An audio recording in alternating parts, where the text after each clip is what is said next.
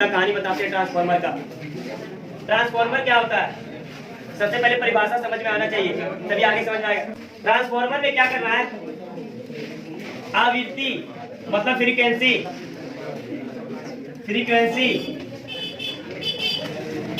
इसका मान फिक्स रखना है।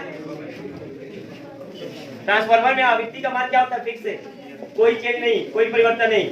लेकिन ये एक ऐसा उपकरण है जो वोल्टेज को क्या कर सकता है, बढ़ा सकता है और घटा सकता है।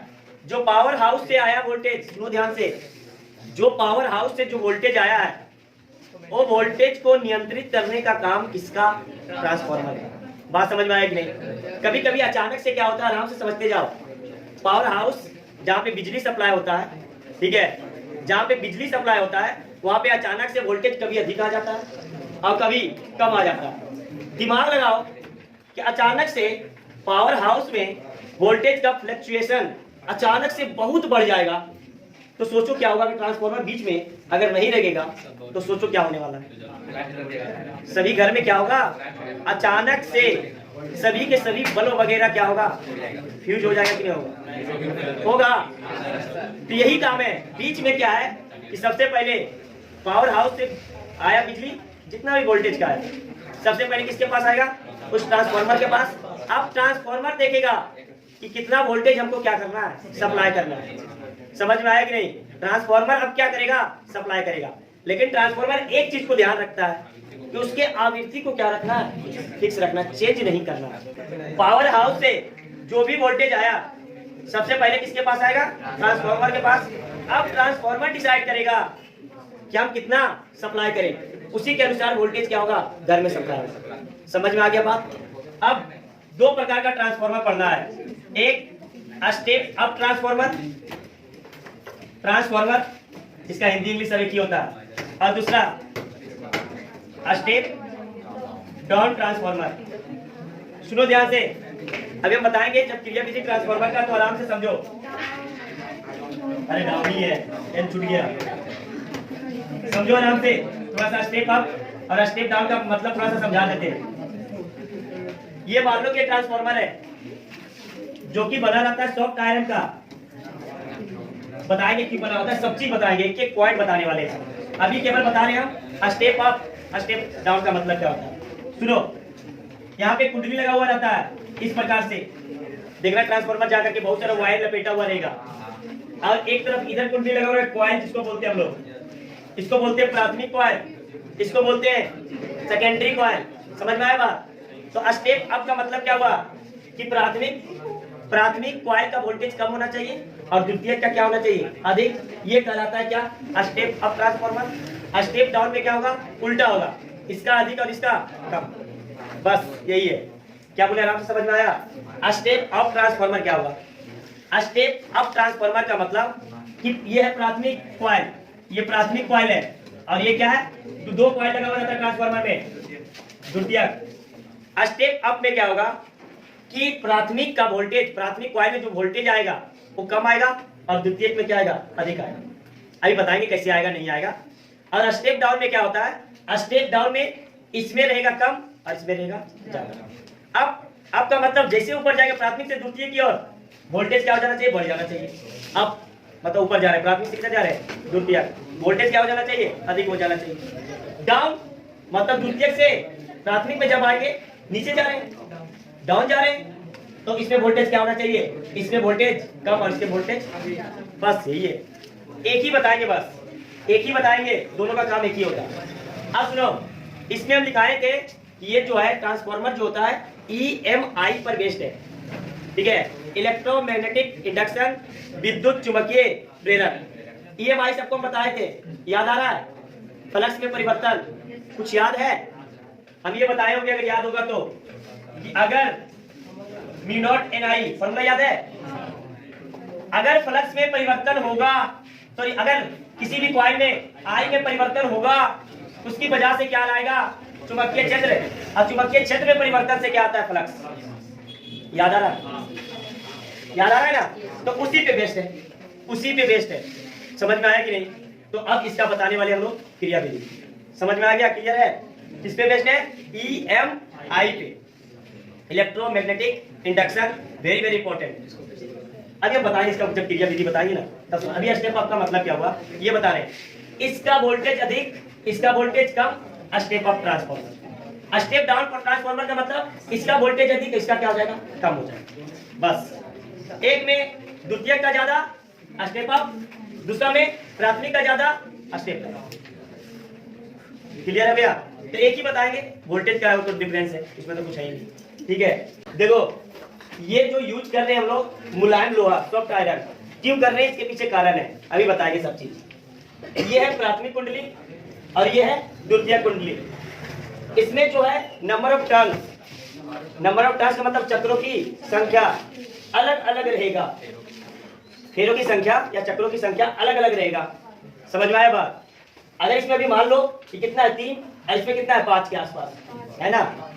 3 5 नहीं रहता, बहुत सारा रहता है। ठीक है, इसमें चक्रों की संख्या, फेरों की संख्या अलग अलग रहता है, कभी इसमें ज्यादा कभी इसमें ज्यादा। क्यों, इसके पीछे कारण बताएंगे। अब वोल्टेज को दिया जाता है यहाँ से, इसको बोलते हैं हम लोग वोल्टेज इनपुट और इसको बोलते हैं हम लोग वोल्टेज आउटपुट। ये पूरा का पूरा संरचना है इसका ट्रांसफार्मर का। अब एक एक का समझते जाओ कारण। सबसे पहले हम बात कर रहे हैं कि इसमें से अगर मान लो सपोज करो कि ये वोल्टेज इनपुट है, एसी वोल्टेज है, तो सिंपल सा बात है कि धारा तो इसमें प्रवाह होगा ही होगा। धारा प्रवाह हुआ, क्या क्या हुआ आराम से समझते जाओ। अब देखो ये जो कुंडली है ये पूरा सॉफ्ट आयरन में इस प्रकार से घिरा हुआ है, तो एक सोलेनॉइड ऐसा काम करेगा कि नहीं करेगा? सोलेनॉइड सब देखा होगा कि एक इस प्रकार से हम लोग क्या किए थे, फेरों की संख्या इसमें क्या किए थे, लपेट दिए थे। तो ये एक सोलेनॉइड ऐसा काम कर रहा है।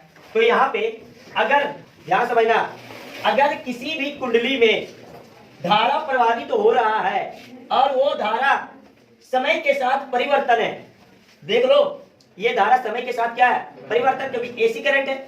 एसी करंट क्या करता है, 1 सेकंड में 100 बार फ्लक्चुएट करता है, बताए थे। तो धारा क्या होगा, परिवर्तन। तो धारा अगर परिवर्तन होगा तो सोलेनॉइड का फॉर्मूला से V बराबर म्यू नॉट NI। अगर धारा परिवर्तन होगा तो चुंबकीय क्षेत्र भी क्या होगा, चेंज होगा। और अगर चुंबकीय क्षेत्र V बराबर होता है क्या, फाई बराबर, अगर फ्लक्स का बात करें तो B डॉट A होता है ना, B डॉट A। तो सिंपल सा बात है कि अगर धारा परिवर्तन हुआ, आराम से समझते जाओ, धारा परिवर्तन होने से इसमें चुंबकीय क्षेत्र आएगा और धारा जब परिवर्तन हो रहा है तो चुंबकीय क्षेत्र भी क्या होगा, परिवर्तन होगा। और जब चुंबकीय क्षेत्र परिवर्तन हुआ तो क्या आएगा, फ्लक्स आएगा। और जब फ्लक्स आएगा तो सिंपल सा बात है, फैराडे का नियम भी आएगा। बात समझ में आया कि नहीं? फिर से हम रिपीट कर रहे हैं। आई चेंज हुआ, उसकी वजह से बी चेंज हुआ, बी चेंज हुआ, उसकी वजह से यहाँ पे क्या आ गया, फ्लक्स आ गया। और फ्लक्स आने का मतलब है कि उसके अंतर्गत फैराडे का नियम लगेगा। क्लियर है यहाँ तक? समझ में आया यहाँ तक? ठीक है ना? अब समझो, अब यहाँ पे मान लो कि इस प्रकार से इसमें चुंबकीय क्षेत्र आया, ठीक है, इस प्रकार से ये चुंबकीय क्षेत्र आया। जैसे मान लो कि ये कॉइल है, ये इस प्रकार से धारा इस प्रकार से जा रहा है, तो इस प्रकार से रखते हैं तो ये क्या बताता है, चुंबकीय क्षेत्र का दिशा याद है? अरे ये कॉइल, ठीक है, और इधर जा रहा है धारा, धारा की दिशा में हम 4 उंगली को ले जाते हैं, ये क्या बताता है, अंगूठा क्या बताता है, चुंबकीय क्षेत्र। तो मान लो कि ये चुंबकीय क्षेत्र कुछ इस प्रकार से, जितना चुंबकीय क्षेत्र रेखाएं किसी भी बंद लूप से अगर पास होगा वही क्या कहलाता है, चुंबकीय फ्लक्स कहलाता। समझ में आया बात? जितना चुंबकीय क्षेत्र रेखाएं किसी बंद लूप से पास होता है वही क्या कहलाता है, फ्लक्स। अब फ्लक्स अगर आ गया तो सिंपल सा बात है कि क्या आएगा वहां पे, क्या आएगा वहां पे, फैराडे का नियम आएगा, मतलब ईएमएफ इंड्यूस्ड होगा। क्लियर है? अब समझो आगे की कहानी। ये वोल्टेज इनपुट है, ये वोल्टेज क्या है, आउटपुट। अब यहाँ पे देखो कॉइल, सबसे पहला काम ये बता रहे हैं कि यहाँ पे मुलायम लोहा क्यों लगाया गया। मुलायम लोहा जो होता है लोह चुंबक होता है, लोह चुंबकीय गुण होता है। लोह चुंबकीय गुण होने का मतलब क्या हुआ कि ये ज्यादा से ज्यादा फ्लक्स को अपने अंदर क्या करेगा, ये रखेगा। बताए थे ये चीज, हम ये चीज बताए थे कि अगर कोई भी अगर धातु लोह चुंबकीय है तो जितने भी फ्लक्स पास होगा वो सभी के सभी फ्लक्स इसी में रह जाएगा। बात समझ में आया कि नहीं? तो यहाँ से फ्लक्स पास हुआ, फ्लक्स इधर आया और आने के बाद ये फ्लक्स फिर से किसमें पास होगा, इसमें पास होगा। बात समझ में आएगी नहीं क्या बोल रहे हैं हम? फिर से हम रिपीट कर रहे हैं कि इससे तो फ्लक्स बनाना चुंबकीय क्षेत्र रेखाएं किसी भी कॉइल से जा रहा है। यहाँ पे सॉफ्ट आयरन मुलायम लोहा का मतलब ये हुआ कि ज्यादा से ज्यादा चुंबकीय क्षेत्र रेखा इसी के अंदर रहे। तो जितने भी चुंबकीय क्षेत्र रेखा इस कॉइल से पास होगा वही चुंबकीय क्षेत्र रेखा क्या होगा, इसी कॉइल से पास होगा। समझ में आ गया बात? ये पूरा का पूरा संरचना किसका है? अब यहाँ पे प्राथमिक कुंडली द्वितीयक कुंडली का क्या रोल है इसके बारे में समझेंगे। ठीक है, तो देखो मान लिया जाए, आराम से समझना, प्राथमिक कुंडली के एक कॉइल में 5 फ्लक्स प्रभावित होता है। एक कुंडली में कितना जा रहा है? 5। तो हम लोग मान लिए कि इसमें कुंडली की जो संख्या है, कुंडली की संख्या NP है, प्राथमिक है तो क्या मान लिए कुंडली की संख्या कितना है? NP। तो टोटल फ्लक्स कितना होगा? तो फ्लक्स की संख्या कितना होगा? यहाँ लिख दे टोटल फ्लक्स की संख्या, इंग्लिश में लिख देना टोटल फ्लक्स की संख्या कितना होगा, तुम ही सब बता दो। NP और फ्लक्स 5P है तो ये क्या हो गया? 5P। NP मतलब क्या? प्राइमरी, और फ्लक्स भी किसमें जा रहा है? प्राइमरी। क्लियर यहाँ तक समझ में आ गया? अब EMF जब इंड्यूस्ड होगा, पता है फैराडे का नियम से किसी भी बंद लूप में अगर चुंबकीय क्षेत्र रेखाएं जा रहा है तो क्या जनरेट कर देता है? फ्लक्स। अब फ्लक्स अगर किसी भी कुंडली में अगर फ्लक्स मतलब के जनरेट हो गया तो वहां पे क्या आ जाएगा? फैराडे का नियम मतलब इंड्यूस्ड EMF आ जाएगा। तो यहाँ पे अगर EMF का बात करें फैराडे के नियम के अनुसार लिखना पड़ेगा, फैराडे के नियमानुसार EMF बराबर क्या होगा? EMF बराबर -d∅dt होता है ना।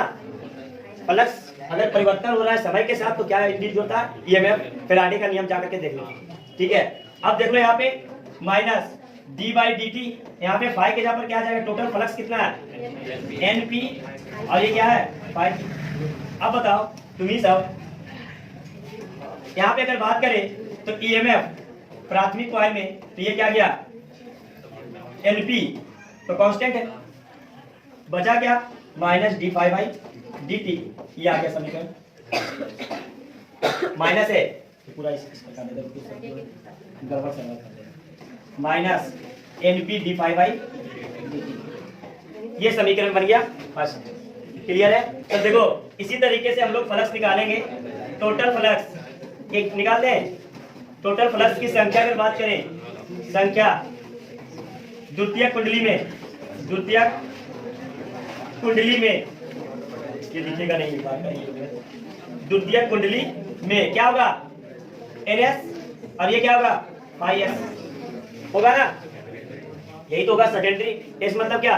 सेकेंडरी मतलब द्वितीयक। टोटल फ्लक्स निकालेंगे हम लोग फैराडे के नियम के अनुसार, EMF निकालने वाले हैं। फैराडे के नियमानुसार EMF बराबर -d∅dt, -d/dt, और फाई देखो क्या आएगा? NS into 5S आ गया ना। अब सेम काम होगा सेकंड द्वितीय के लिए EMF होगा -NS जाएगा बाहर, क्योंकि जो कुंडली की संख्या होगा, जो फेरों की संख्या वो तो फिक्स होगा। जो ट्रांसफार्मर में हम लोग लगाएंगे वो पहले से फिक्स होगा, इतना संख्या उसका। ठीक है, इसलिए कांस्टेंट गया, बचा क्या? d/s/dt समीकरण बन गया 2।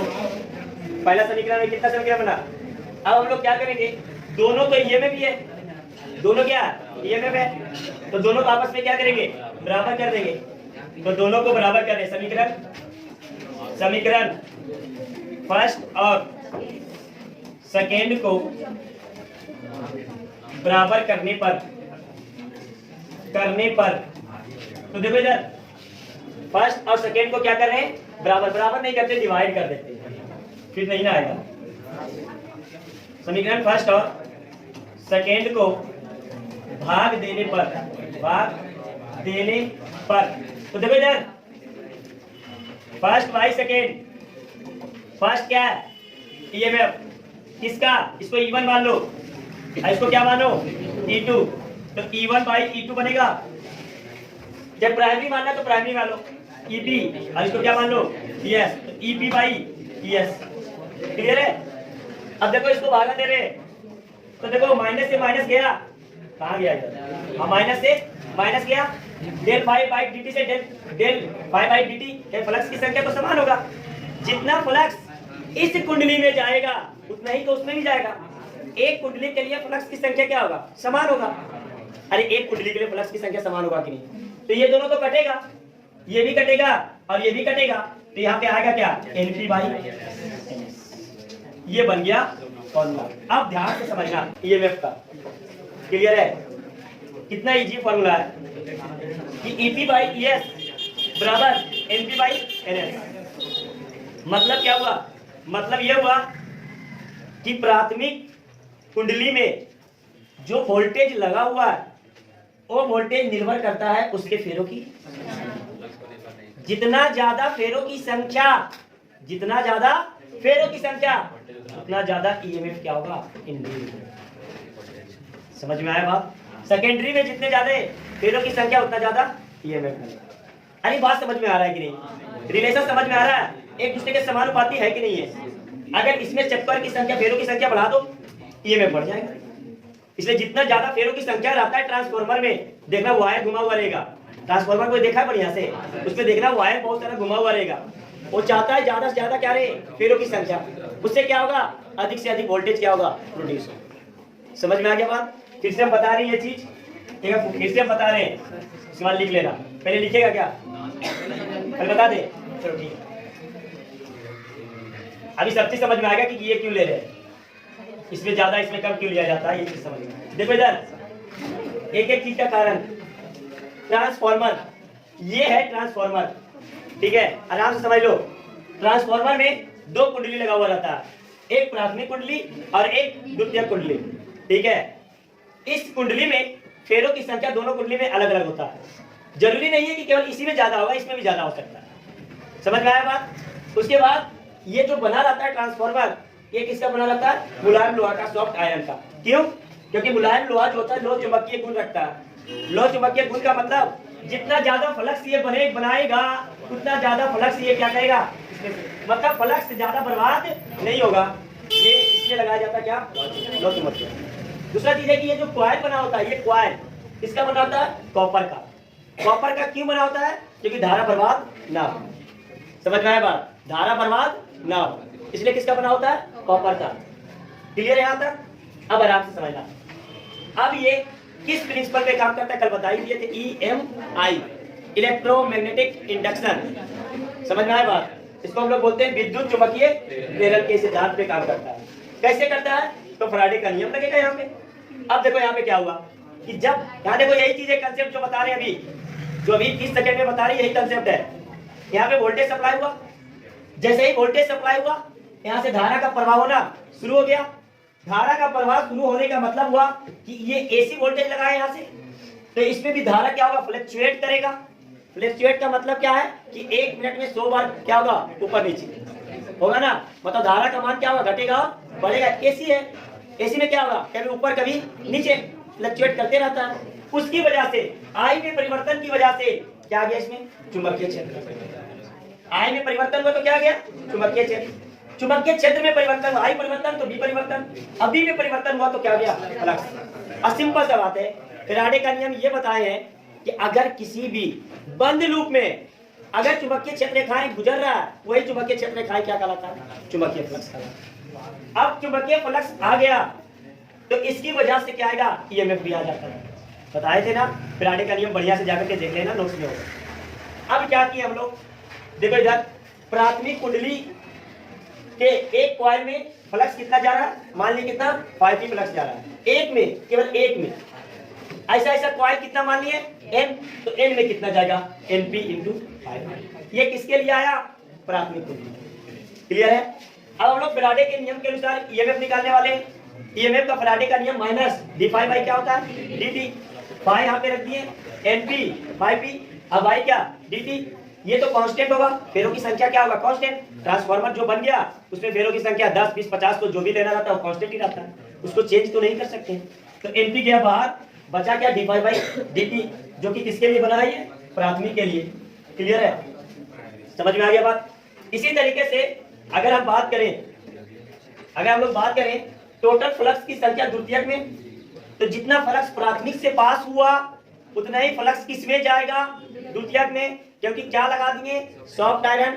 सॉफ्ट आयरन का काम ही है कि जितना फ्लक्स बनेगा उतना ही फ्लक्स किसमें जाएगा, द्वितीयक में जाएगा। इसी तरीके से हम लोग द्वितीयक का निकालेंगे। यहाँ पे क्या था, यहाँ पे क्या आया, -np dy/dt, तो द्वितीयक के लिए क्या आएगा, ES बराबर -ns d/s/dt आ जाएगा। आएगा कि नहीं आएगा, तो वही चीज लाए, देखो यही चीज लाए कि नहीं लाए।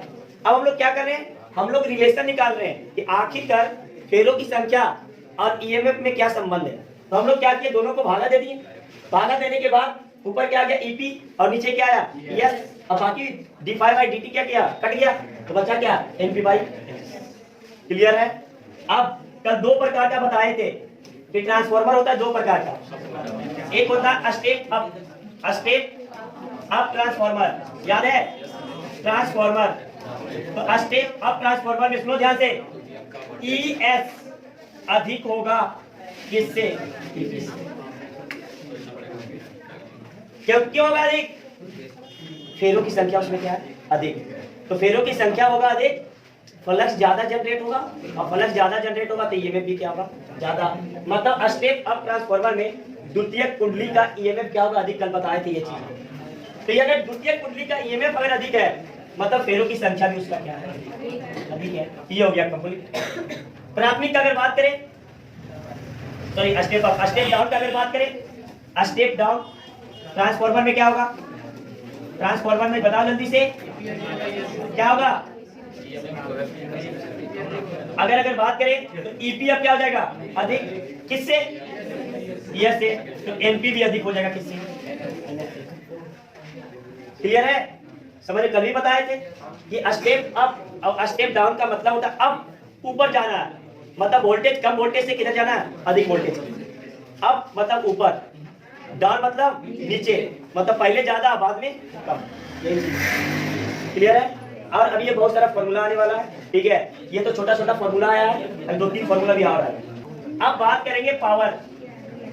तो देखो पावर मतलब शक्ति, पावर इनपुट बराबर क्या होगा, पावर आउटपुट होगा। अरे हाँ या ना, आउटपुट, जितना पावर इनपुट में होगा उतना पावर आउटपुट। P बराबर करंट में पढ़ चुके, क्या होता है, VI होता है। अब प्राथमिक के लिए अगर बात करें, इनपुट को किसके लिए, प्राथमिक कॉइल के लिए, ये प्राथमिक के लिए है, और ये किसके लिए, द्वितीयक के लिए, द्वितीयक। अब समझो पावर, यहाँ पे V है, V को हम क्या लिख सकते हैं, E लिख सकते हैं ना, इसको हम लोग लिखेंगे EP और बाई इंटू IP लिख सकते हैं, और इसमें लिख सकते हैं ES लिख सकते हैं। अब देखो तो इधर ये फॉर्मूला क्या आएगा, EP/ES बराबर IS/IP। यहाँ पे वोल्टेज और I एक दूसरे से विरुद्ध समानुपाती है। यहां से समझो इस चीज को, यहाँ पे वोल्टेज और I एक दूसरे से विरुद्ध समानुपाती है। मतलब पूरा अगर फॉर्मूला देखें तो EP/ES बराबर, अल्लाह शांत करो, ये आ गया क्या, NP/NS और बराबर IS/IP। ये बना फॉर्मूला, समझ में आया बात। इसका मतलब क्या हुआ, आराम से समझ लो।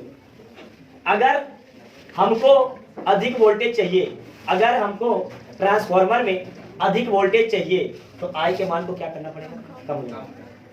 समझ में आया बात। अगर वोल्टेज हमको कम चाहिए तो I का मान को क्या लेना पड़ेगा, अधिक। ये ट्रांसफार्मर का काम होता है। अगर I कम भेज रहे हैं तो वोल्टेज क्या उत्पन्न करेगा, वो अधिक। अगर I अधिक भेज रहे हैं तो वोल्टेज क्या उत्पन्न करेगा, कम। ये ट्रांसफार्मर का मेन काम है, विद्युत कर्मानुपाती होता है।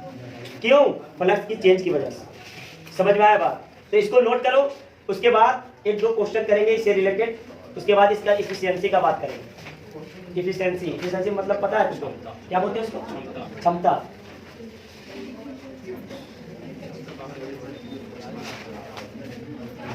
ये फॉर्मूला भूलना नहीं है। ट्रांसफार्मर का मेन फॉर्मूला, बस कितना बढ़िया फॉर्मूला आ गया।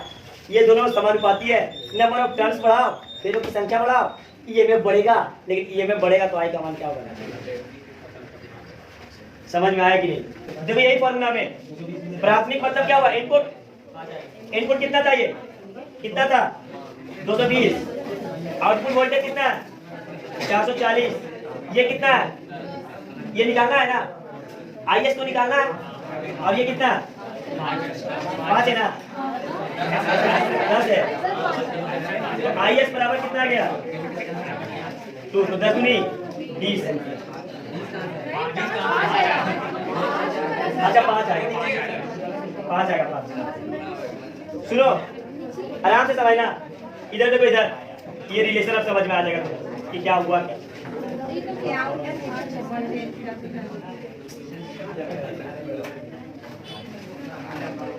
देखो इधर, अब सुनो ध्यान से।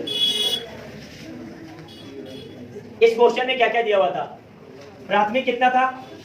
220 वोल्ट। धारा कितना सप्लाई हो रहा था? 10 एम्पियर। क्लियर है? द्वितीयक में कितना आया? 440 वोल्ट। धारा कितना सप्लाई हुआ? 5 एम्पियर। देखो क्या हुआ, अगर घर में, ध्यान समझो, धारा ज्यादा चाहिए और वोल्टेज के मान कम चाहिए, तो हम लोग क्या करेंगे? किधर से किधर ट्रांसफार्मर को चला देंगे। किधर से किधर चला देंगे? ये बन जाएगा तुम्हारा इनपुट और ये बन जाएगा क्या? अगर हमको अधिक वोल्टेज चाहिए घर पे सप्लाई करना है और धारा कम चाहिए, तो हम लोग किधर से किधर सप्लाई कर देंगे? और इनपुट से। समझ में आया ये चीज? ये चीज समझ में आया कि नहीं? मतलब वोल्टेज और धारा एक दूसरे के क्या है? समझ में आया ये चीज? ठीक है। अब हम लोग बात करेंगे इफिशियंसी। लास्ट टॉपिक इसका है।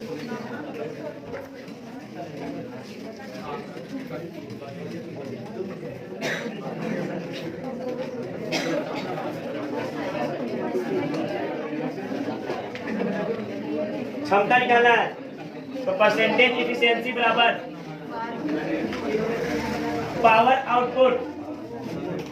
इफिशियंसी क्या होता है? जितना देगा वहां से आउटपुट, और कितना लिया ये? पावर इनपुट, और वाई क्या होगा? ये होता है इफिशियंसी का फॉर्मूला। समझ में आया बात? अगर इसको लिखना है तो लिखो पावर आउटपुट ES, और क्या होगा? IS, और ये क्या होगा? EP, IP अपने, ये निकलता है। समझ में आया बात? ये होता है इसका क्षमता।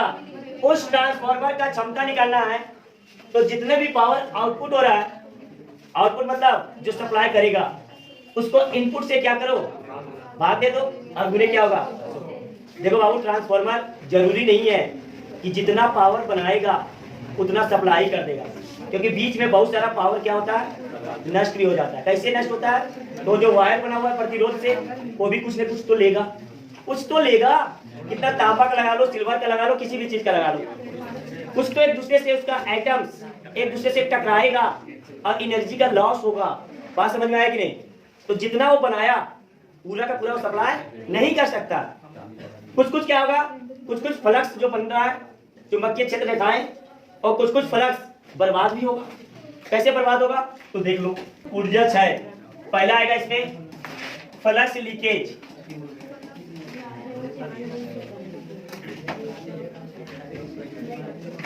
फ्लक्स लीकेज का मतलब क्या हुआ? आराम से समझ लो। देखो इधर,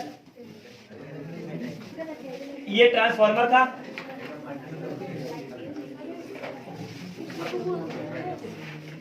ये ट्रांसफार्मर था, आराम से समझते जाओ। इसमें जो चुंबकीय क्षेत्र दिखाया जा रहा है, अगर इस तरीके से गया तो कोई दिक्कत नहीं है, इस तरीके से भी गया तो भी कोई दिक्कत नहीं है। लेकिन अगर यहां से बना, यहां से टकरा गया, यहां से बना, यहां से टकरा गया, तो ये कहीं ना कहीं फ्लक्स क्या होगा? अगर लीकेज, लीकेज का मतलब क्या हुआ? फ्लक्स कहीं ना कहीं क्या हो रहा है? कम रहा है। सिंपल सा बात है। तो उसकी वजह से इसका ऊर्जा क्या हो रहा है? लॉस हो रहा है। अरे क्या बताएं अभी, ईएमएफ कैसे बन रहा है? ईएमएफ बन रहा है, जितना ज्यादा फ्लक्स बनेगा, फ्लक्स की संख्या तो यहाँ पे क्या हो रहा है? कम हो रहा है। कैसे कम हो रहा है? तो इस सॉफ्ट आयरन को लगा करके, तो सॉफ्ट आयरन का काम यही होता है कि कम से कम क्या करे, लीकेज करे, मतलब ऊर्जा के क्षय को कम से कम क्या करे, कम करे। बात समझ में आया कि नहीं? तो पहला पॉइंट, ऊर्जा का क्षय किससे हो रहा है, फ्लक्स के लीकेज होने से। तो लीकेज में पॉइंट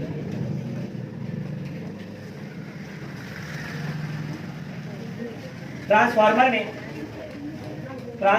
में फ्लक्स का लीकेज होता है, जिसकी वजह से ऊर्जा का मान कम हो जाता है। इसलिए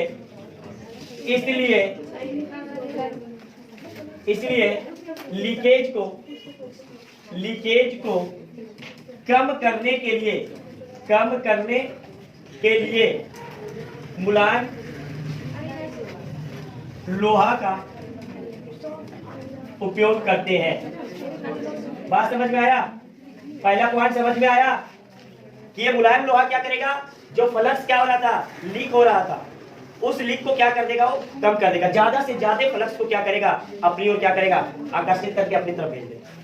तो पहला पॉइंट समझ में आ गया कि एनर्जी का क्षय कैसे हुआ, ऊर्जा का क्षय, क्योंकि जितना ज्यादा फ्लक्स जाएगा उतना ज्यादा ईएमएफ बनेगा। यहाँ पे तो फ्लक्स क्या हो रहा था, कम हो रहा था, तो कम को थोड़ा सा बढ़ाने के लिए हम लोग क्या किए, सॉफ्ट आयरन यूज कर लिए। तो फ्लक्स का लीकेज क्या हो गया, कम गया, जिससे ऊर्जा का क्षय क्या हो गया, थोड़ा सा कम हो। समझ में आया बात? प्रतिरोध को कम करके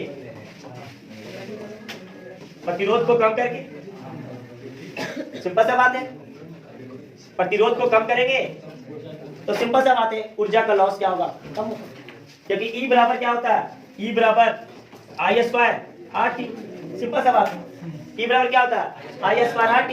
जितना ज्यादा R उतना ज्यादा एनर्जी का लॉस। समझ में आया कि नहीं? तो हम लोग R के मान को क्या करेंगे, कम करेंगे। कैसे करेंगे R के मान को कम? R बराबर क्या होगा, ρL/1। मतलब जो वायर यूज करेंगे एक तो कॉपर का रहना ही चाहिए, क्या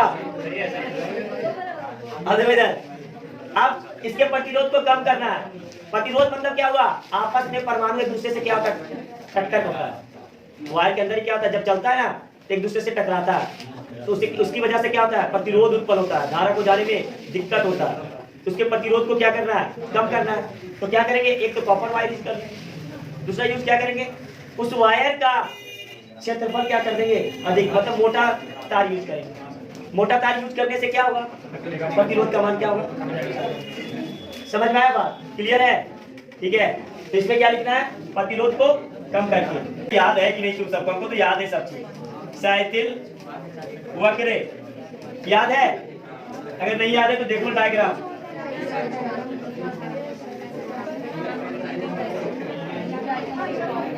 याद है क्या? हाँ याद है। इसमें ये भी बताया होगा अगर याद है कि नहीं, कि अगर हम बात करेंगे ऊर्जा का क्षय समानुपाती होता है इसके क्षेत्रफल के। जितना ज्यादा क्षेत्रफल उतना ज्यादा ऊर्जा का। तो पहले तो क्वेश्चन समझ में आना चाहिए, सर ये चीज आया यहाँ पे कहा किसी, सबसे पहले तो ये आना चाहिए। देखो क्या होता है, हम लोग लगाए हुए क्या है, सॉफ्ट आयरन, मुलायम लोहा क्या था, एक लोह चुंबक। अब उसमें क्या हो रहा है, हम लोग क्या जोड़ रहे हैं, एसी वोल्टेज। एसी वोल्टेज से क्या जनरेट हो रहा है, एसी करंट। एसी करंट का मान हरदम मैक्सिमम पे जा रहा है, फिर घट रहा है, फिर बढ़ रहा है, फिर घट रहा है, इसी तरीके से हो रहा है। तो जब वोल्टेज का मान एकदम अधिकतम होगा, मतलब आई का मान एकदम बढ़ जाएगा, उस समय उस सॉफ्ट आयरन के अंदर जितने भी छोटे छोटे आइटम्स होंगे उसका दिशा क्या हो जाएगा, एक ही दिशा में हो जाएगा। फिर वो नीचे जाएगा, फिर से क्या होगा, फिर से वो लोड करके पुनः आएगा। तो ये कहीं ना कहीं एक साइकिल वक्र ऐसा काम कर रहा है कि नहीं कर रहा है। किसकी वजह से, एसी करंट की वजह से। एक बार एसी करंट क्या हो रहा है, एकदम ऊपर जा रहा है, फिर नीचे आ रहा है, मतलब एक बार मैक्सिमम बिंदु पे और फिर मिनिमम बिंदु पे। तो जिस समय मैक्सिमम बिंदु पे जाएगा उस समय सॉफ्ट आयरन के अंदर जो भी आइटम्स होगा सबका दिशा क्या हो जाएगा, एक ही दिशा में हो जाएगा। फिर क्या होगा, फिर तुरंत गया, फिर तुरंत क्या होगा, मिनिमम पोजीशन पे जाएगा, फिर से सब गया इधर दौड़ने के लिए, फिर से दौड़ करके क्या आएगा, अपोजिट डायरेक्शन में। कहानी बताए होंगे हम, ठीक है, मोटरसाइकिल का। तो यहाँ पे क्या है कि हमको क्या चाहिए, सॉफ्ट आयरन का हम कर्व उसमें बताए भी थे कि इसका जो होता है एकदम पतला होता है, एकदम पतला। ये जो वक्र होता है मुलायम लोहा का कैसा होता है, मुलायम लोहा का साइथिल वक्र, साइथिल वक्र क्या होता है, एकदम पतला होता है। मतलब पतला होने का मतलब इसका क्षेत्रफल क्या हो गया, क्षेत्रफल कम, और जितना कम क्षेत्रफल होगा उतना कम क्या होगा। समझ में आ गया बात। ट्रांसफार्मर में ऊर्जा का क्षय किस प्रकार से होता है, तो ये 3 कारण है जिसकी वजह से ऊर्जा क्या होता है, बर्बाद होता है। पहला कारण क्या है, फ्लक्स लीकेज। दूसरा कारण क्या है, प्रतिरोध को हमको क्या करना है, कम करना है, जबकि उसमें प्रतिरोध क्या होता है, अधिक होता है, जिसके कारण अधिक से अधिक ऊर्जा क्या होता है। अब तीसरा क्या हो गया, साइकिल वक्र, जितना मोटा उतना ज्यादा ऊर्जा क्षय, जितना पतला उतना कम। तो हम लोग को क्या सॉफ्ट आयरन किसलिए यूज करते हैं, क्योंकि इसका जो साइकिल वक्र होता है कैसा होता है, तो ऊर्जा का क्षय भी क्या होगा,